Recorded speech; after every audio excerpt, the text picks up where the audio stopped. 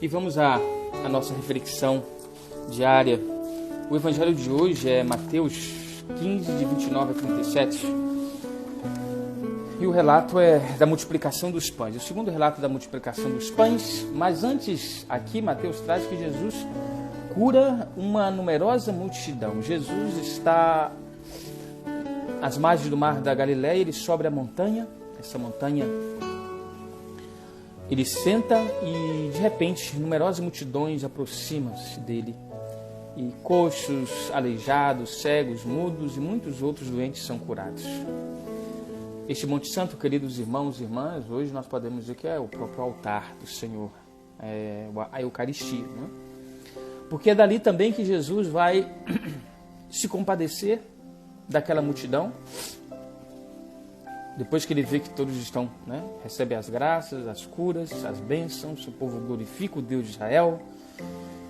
Jesus chama os discípulos e disse: olha, eu tenho compaixão dessa multidão porque faz 3 dias que eles estão aqui comigo e nada eles têm para comer. E Jesus disse: não quero mandá-los embora com fome, para que não desmaie pelo caminho. Jesus que havia feito curas esplêndidas, não é? Imagine, a pessoa perde, não tinha visão e ganha visão. Não andava e passa a andar, mas de repente, pelo caminho, a vista escurece.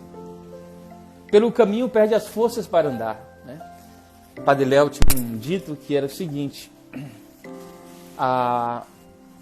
quando Jesus opera, ele não deixa cicatriz.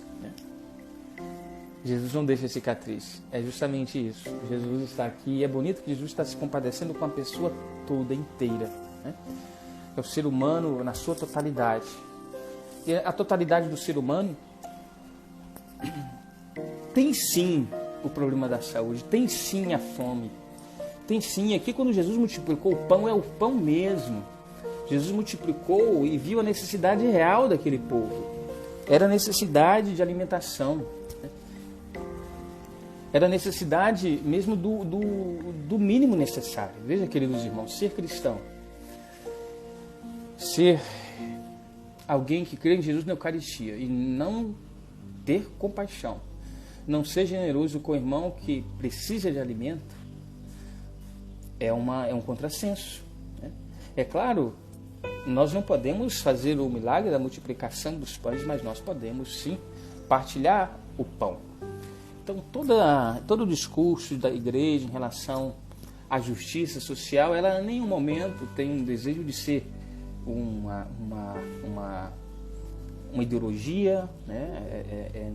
Não é só uma análise sociológica, embora alcance isso, mas nós, como cristãos, somos chamados a olhar como Jesus olhou, se compadecer, sentir com aquela pessoa. Jesus viu que aquelas pessoas precisavam disso. Jesus não perguntou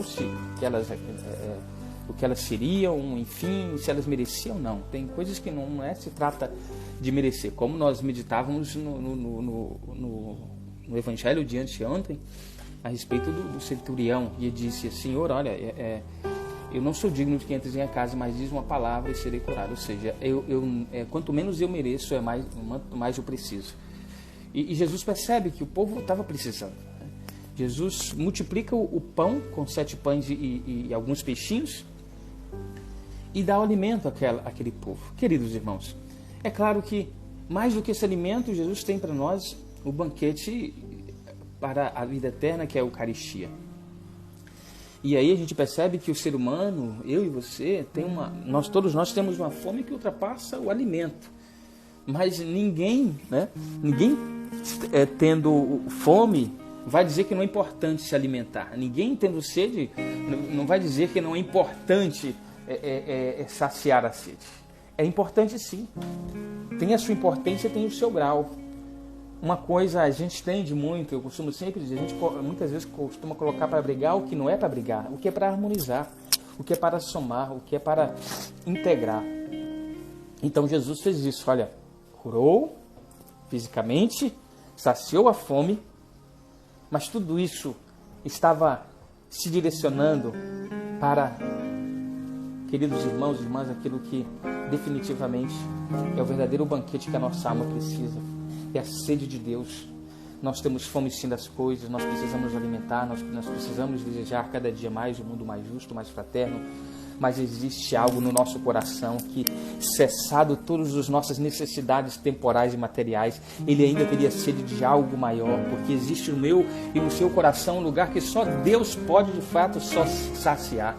E nós vivemos isso de modo especial naquilo que é o banquete definitivo que nós já vivemos aqui na Eucaristia, mas que um dia nós desejamos viver na eternidade, pois para isto nós somos feitos.